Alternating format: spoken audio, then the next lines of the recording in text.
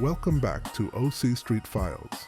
Today we're pulling back the curtain on one of the most feared prison gangs in America, La M, also known as the Mexican Mafia. This isn't just a story about a gang, it's a story about power, about names that echo through California's prison yards, and about how a brotherhood built behind bars became one of the deadliest organizations in the country. La M's story begins in the late 1950s at Jewel Vocational Institution in Tracy, California. Back then, Mexican-American inmates faced constant threats from rival groups. Out of that need for protection came Luis Huero Buff Flores, remembered as one of the original founders. Alongside him was Rodolfo Cheyenne Cadena, a young, ambitious leader who dreamed of uniting Southern California's Mexican-American inmates under one flag. Together, Huero Buff and Cheyenne planted the seed that would grow into La M. Cheyenne Cadena was fearless. He wanted to expand La M's influence beyond Southern California and into the north. But that ambition put him in direct conflict with another prison group, Nuestra Familia. In 1972, Cheyenne was brutally assassinated inside Folsom Prison by Nuestra Familia members. His murder didn't weaken La M. It sparked a war that still burns to this day, a feud marked by decades of stabbings, riots, and revenge killings. Cheyenne's name became legend, a martyr for the cause, and proof that once you wear the black hand, you live and die by it. While Cheyenne's blood fueled the war, another figure gave La M brains and order. His name was Joe Pegleg Morgan. Morgan was different.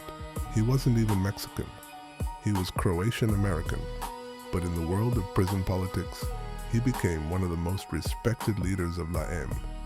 Despite his wooden leg, Morgan was sharp, strategic, and ruthless.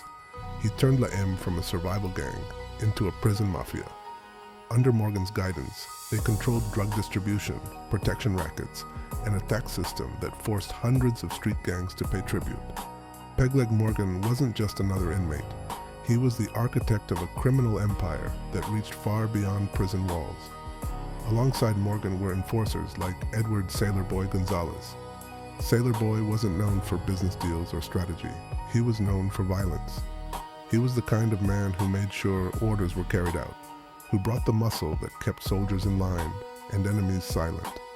Then there was Ruben Tupi Hernandez, another influential figure who demanded loyalty above all.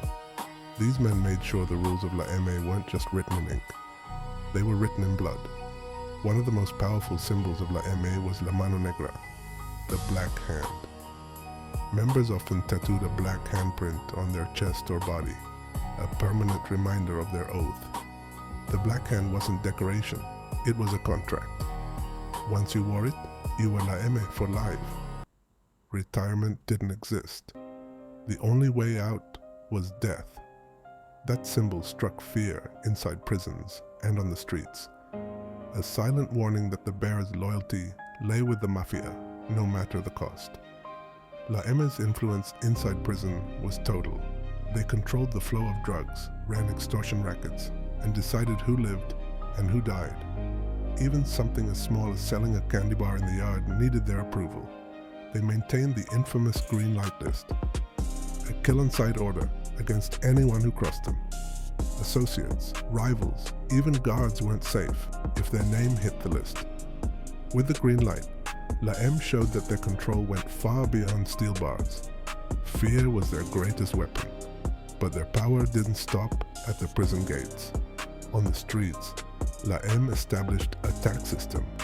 Street gangs across Southern California, particularly the Sureños, were required to pay the dime, a percentage of drug profits that went back to La M. Refusal meant death. This system allowed La M to dominate the drug trade in neighborhoods from Los Angeles to San Diego, turning small-time hustlers into revenue streams for the black hand. Even locked in solitary confinement, La M leaders could command street armies through coded letters, smuggled notes, and prison phones. Over the years, names rose and fell, each leaving a mark on La M's legacy. Benjamin Topo Peters became a key shot caller, expanding influence and overseeing drug taxation. Alfredo Trompas Artuso was known as an enforcer who carried out violent orders with precision. These men weren't household names, but in the underworld, their word was law. And then came Ramon Mundo Mendoza. Mundo was once a loyal soldier of La M. He robbed, extorted, and even ordered hits in the name of the Mafia. But years inside wore him down, and eventually he made a move that shocked the underworld. He flipped.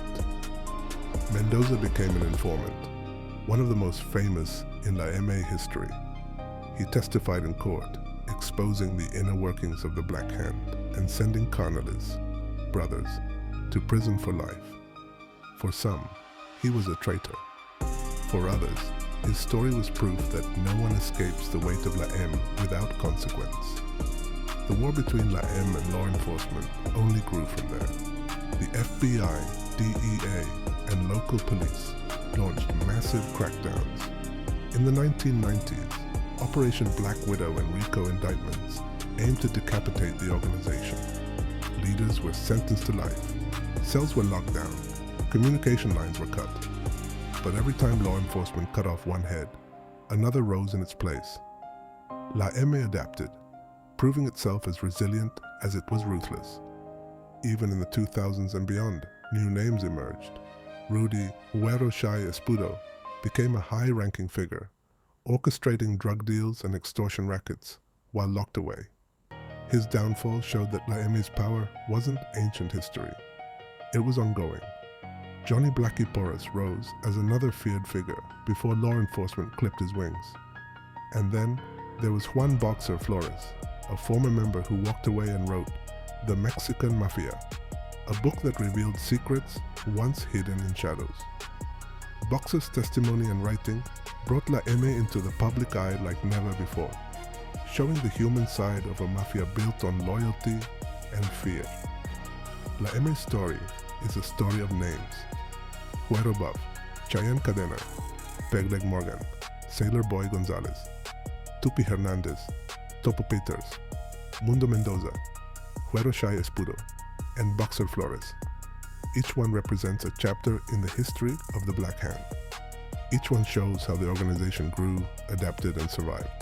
From the 1950s to today, La M has turned prison cells into boardrooms, tattoos into contracts, and fear into profit. They have battled rivals like Nuestra Familia, fought law enforcement, and ruled both behind bars and on the streets. Their influence stretches from solitary confinement to neighborhoods across California, making them one of the most feared organizations in the United States. La M remains a name spoken with caution. To some, they're legends. To others, they're nightmares. But one thing is certain. Their story isn't finished. This has been OC Street Files. Stay tuned for more deep dives into the underworld. More names, more legends, and more truth about the empires built in blood.